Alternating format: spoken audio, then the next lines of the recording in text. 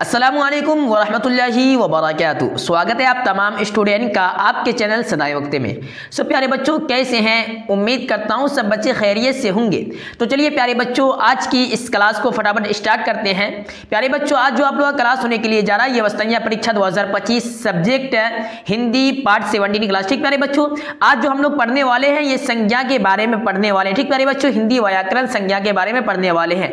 आप लोग कभी ना कभी तो संज्ञा का नाम सुने होंगे। संज्ञा के कितने भेद होते हैं, संज्ञा किसे कहा जाता है, संज्ञा की परिभाषा दे, इस तरीके का टॉपिक, इस तरीके का क्वेश्चन आपके सामने जरूर आया होगा। ठीक है, तो आज इसी टॉपिक पे पढ़ने वाले हैं और संज्ञा को काफी अंदर जाके समझने वाले हैं कि आखिर संज्ञा किसे कहा जाता है, संज्ञा के कितने भेद होते हैं। इस तरीके से हम आपको आज की इस क्लास में बताएंगे कि आप कभी भूलेंगे नहीं। ठीक प्यारे बच्चों, तो चलिए बराबर क्लास को स्टार्ट कर लेते हैं बिना देरी किए हुए। ठीक है, तो सबसे पहला क्वेश्चन है कि हम लोग समझते हैं संज्ञा किसे कहा जाता है, संज्ञा किसे कहते हैं। पहला क्वेश्चन क्या है कि संज्ञा किसे कहते हैं, तो आप लोग अपने लैंग्वेज में आप लोग समझिए। ठीक है, किसी व्यक्ति वस्तु या स्थान के नाम को संज्ञा कहते हैं। ठीक है, अब अपने लहजे में समझिए, अपनी भाषा में, कि किसी आदमी या किसी सामान या किसी जगह के नाम को संज्ञा कहते हैं। ठीक है, ठीक, अगर इसको हिंदी वर्ड में हम बोलेंगे तो किसी व्यक्ति वस्तु स्थान या भाव के नाम को संज्ञा कहते हैं। ठीक प्यारे बच्चों, तो समझ गए संज्ञा किसे कहते हैं। जैसे अगर वो कहे कि इसका उदाहरण आप दीजिए तो आप कहिएगा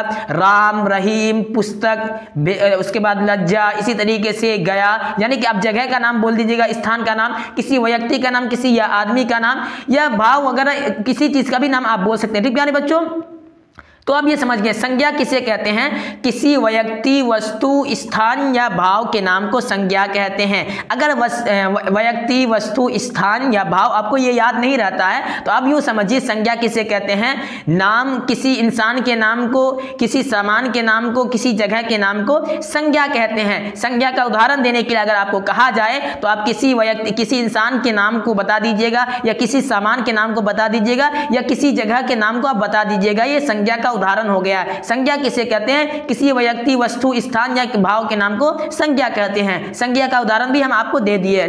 तो आपका जो पहला क्वेश्चन था सो उम्मीद करता हूं कि इसे आप लोग समझ लिए होंगे अच्छी तरीके से और ये समझ में भी आ गया होगा। ठीक है, संज्ञा की परिभाषा यही है। ठीक है, अब आगे बढ़ते हैं। ठीक, आगे देखिए यहां पे क्वेश्चन है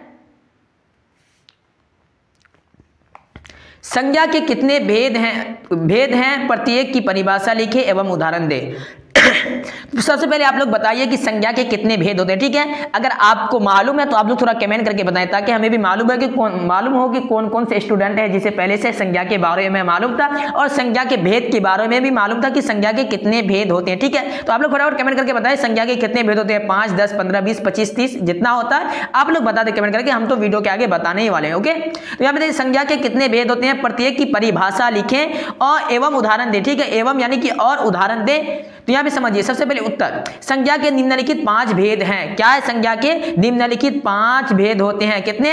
संज्ञा के 5 भेद होते हैं। ठीक है, अब चलिए समझते हैं सबको, उस हर एक भेद की परिभाषा जानते हैं और उसका उदाहरण के साथ उसको समझते हैं। ठीक प्यारे बच्चों, अब यहाँ पे देखिए जो तो समझ गए कि संज्ञा के कितने भेद होते हैं। तो संज्ञा के 5 भेद होते हैं। आप कहेगा पांचों का नाम सुनाइए, तो आपको नाम तो सुनाना ना पड़ेगा, नाम तो लिखना ना पड़ेगा। तो यहाँ पे सभी सबसे पहला जो भेद है ये है जातिवाचक। क्या है? जातिवाचक। ठीक है, जिस संज्ञा से किसी वस्तु या प्राणी की संपूर्ण जाति का बोध हो उसे जातिवाचक संज्ञा कहते हैं। उसका परिभाषा दे दिया। अगर कहेगी जातिवाचक, आप बोलिएगा कि कोई क्वेश्चन करने की संज्ञा के कितने भेद होते हैं, आप कहिएगा कि 5 भेद होते हैं। आप फिर क्वेश्चन करिए कि कौन कौन से होते हैं, आप उनको गिनाने लग जाएगी जातिवाचक। अगर वो कह दे कि जातिवाचक भेद का परिभाषा दीजिए और इसका उदाहरण भी दीजिए, तो आप क्या कीजिएगा, आपको तो उसका परिभाषा देना ना पड़ेगा। ठीक है, यानी कि जातिवाचक संज्ञा किसे कहते हैं यह तो आपको बताना ना पड़ेगा। ठीक प्यारे बच्चों, तो आप क्या कहिएगा, जिस संज्ञा से किसी वस्तु या प्राणी की संपूर्ण जाति का बोध हो उसे जातिवाचक संज्ञा कहते हैं। जिस संज्ञा से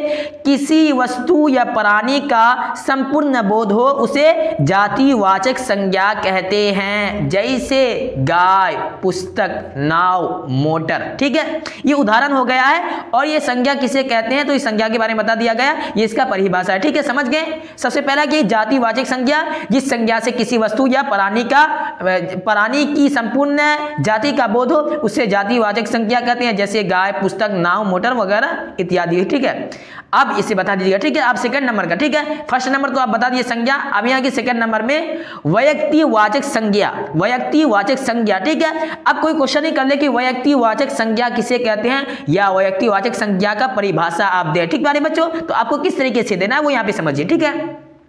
जिस संज्ञा से किसी एक व्यक्ति या वस्तु का बोध हो उसे वैयक्तिवाचक संज्ञा कहते हैं। क्या है वैयक्तिवाचक संज्ञा का परिभाषा या वैयक्तिवाचक संज्ञा किसे कहते हैं? तो जिस संज्ञा से किसी एक व्यक्ति या वस्तु का बोध हो उसे वैयक्तिवाचक संज्ञा कहते हैं, जैसे राम, हिमालय, गंगा इत्यादि, ठीक है। तो ये इसका एग्जाम्पल या उदाहरण दे दीजिएगा, आप समझिए। राम, हिमालय, गंगा इत्यादि, ठीक है। राम, हिमालय, गंगा, ठीक है। ये 3 उदाहरण दे दीजिएगा। और अगर परिभाषा पूछे एग्जाम के अंदर तो कहिएगा जिस संज्ञा से किसी एक व्यक्ति या वस्तु का बोध हो उसे वैयक्तिवाचक संज्ञा कहते हैं, ठीक है। अब चलिए तीसरे नंबर की तरफ बढ़ते हैं, ठीक है। तीसरे नंबर में यहाँ पे लिखा हुआ है कि भाववाचक संज्ञा, भाववाचक जिस संज्ञा से किसी, आप बोल रहे कि भाववाचक संज्ञा का परिभाषा दे और इसका उदाहरण लिखिए, ठीक है। तो आपको क्या करना है, जिस संज्ञा से किसी व्यक्ति या वस्तु के धर्म आदि का बोध हो उसे भाववाचक संज्ञा कहते हैं। जिस संज्ञा से किसी व्यक्ति या वस्तु के धर्म आदि का बोध हो उसे क्या कि भाववाचक संज्ञा कहते हैं। क्या कहते हैं? भाववाचक संज्ञा। अगर कहे कि भाववाचक संज्ञा का उदाहरण दीजिए तो क्या कहिएगा, जिस संज्ञा से किसी व्यक्ति या वस्तु के धर्म आदि का बोध हो उसे भाववाचक संज्ञा कहते हैं, जैसे बुढ़ापा, ठहराव, ठीक है। ये उदाहरण आप दे दीजिएगा दो, ठीक है। और भाववाचक संज्ञा का ये इसका परिभाषा आप दे दीजिएगा, ओके। चलिए अब यहाँ पे तीसरे नंबर की तरफ बढ़ते हैं।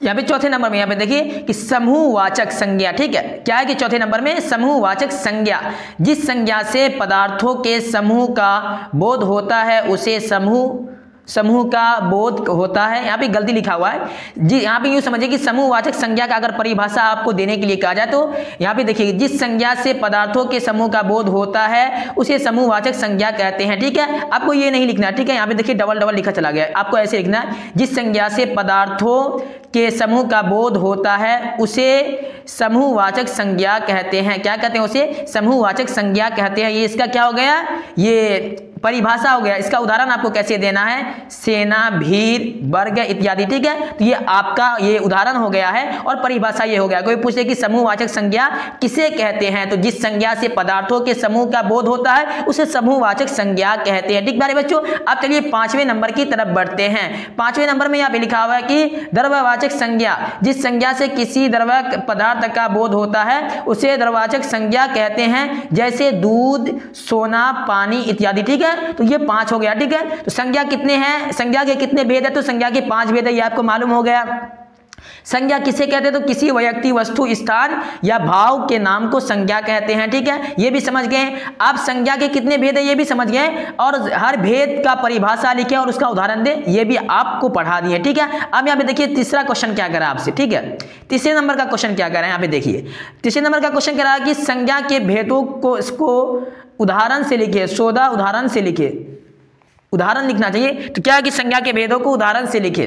तो यहाँ पे आपको क्या करना है कि यहाँ पे आंसर में यहाँ पे देखिए उत्तर में लिखा हुआ है संज्ञा के निम्नलिखित 5 भेद हैं, ये तो हम आपको बता दिए हैं। हर एक का उदाहरण के साथ यहाँ पे देखिए जातिवाचक संज्ञा, जैसे कि गाय, घोड़ा, मंत्री, मकान, मनुष्य आदि, ठीक है। गाय ये किसी जानवर का नाम हो गया, घोड़ा हो गया जानवर का नाम, इसी तरीके से मंत्री, मकान हो गया है मनुष्य। तो ये आप जातिवाचक संज्ञा का जो उदाहरण है वो इस तरीके से दे सकते हैं, ठीक है। व्यक्तिवाचक संज्ञा का उदाहरण आप किस तरीके से देंगे, तो राम, हिमालय, भारत, गंगा, ये आप इसका उदाहरण दे देंगे, ठीक है। अब यहाँ पे देखिए तीसरे नंबर पर, ठीक है, तीसरे नंबर पर कि भाववाचक संज्ञा, इसका उदाहरण किस तरीके से देंगे, बुढ़ापा, लंबाई, मिठास, इसी तरीके से ईमानदारी, लड़कपन, ये आप इसका उदाहरण दे सकते हैं, ठीक है। अब यहाँ पे देखिए 4 नंबर का जो है इसमें समूहवाचक संज्ञा, ठीक है। समूहवाचक संज्ञा का सेना, सभा, दल, बचपन आदि, ठीक है। और इसी तरीके से यहाँ पे 5 नंबर का द्रव्यवाचक संज्ञा का देंगे, पीपल, पानी, सोना, चांदी, ठीक है। इस तरीके से उदाहरण दे देंगे, ठीक है। अब संज्ञा के कितने भेद होते, तो संज्ञा के ये 5 भेद है, ठीक है। ये 5 भेद है, इसे आप लोग नोट कर लीजिएगा, ठीक है, और इसे याद भी कर लीजिएगा, ठीक है। संज्ञा किसे कहा जाता है ऊपर भी बता दिए, ठीक प्यारे बच्चों। तो सो उम्मीद करता हूं कि संज्ञा के बारे में आपको संपूर्ण ज्ञान मिल गया होगा, अच्छी तरीके से समझ में आ गया होगा कि संज्ञा किसे कहते हैं, संज्ञा के कितने भेद होते हैं, संज्ञा के भेद की परिभाषा लिखे, संज्ञा के भेद का उदाहरण दे, सारी जानकारी आपको इस क्लास के अंदर मिल गई होगी। अगर कोई भी कंफ्यूजन है आपको तो आप बआसानी कमेंट कर सकते हैं, आपको उसका रिप्लाई दे दिया जाएगा, आपके कंफ्यूजन को दूर कर दिया जाएगा। ठीक प्यारे बच्चों, तो चलिए प्यारे बच्चों आज की इस क्लास को यहीं पे समाप्त करते हैं। प्यारे बच्चों आज का क्लास आप लोगों को कैसा लगा, समझ में आया या नहीं आया, आप लोग अपनी राय कमेंट सेक्शन में जरूर दीजिएगा। चलिए प्यारे बच्चों फिर मिलते हैं किसी और क्लास में, तब तक के लिए खुदा हाफिज, अस्सलामु अलैकुम।